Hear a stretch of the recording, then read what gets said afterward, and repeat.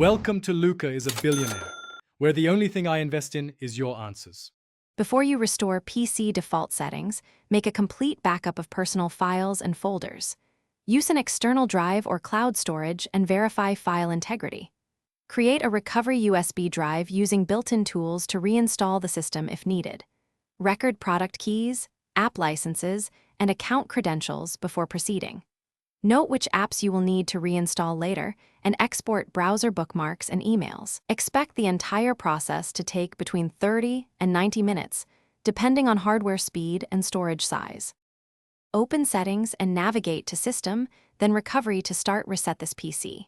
Choose Keep My Files or remove everything depending on whether you want to preserve data.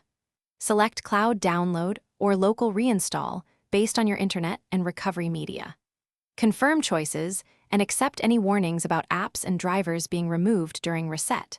The system will restart multiple times and perform automated reinstallation steps without further input. Keep the computer plugged into power and connected to the internet if using cloud download during the 30 to 90-minute process. After reset, sign in with your Microsoft or local account to complete setup. Immediately run Windows Update and install the latest cumulative and driver updates from the manufacturer. Reinstall essential apps, entering product keys and licenses you recorded earlier. Restore personal files from your backup and verify that documents and settings match expectations. Configure privacy and update settings, then create a system restore point for future recovery.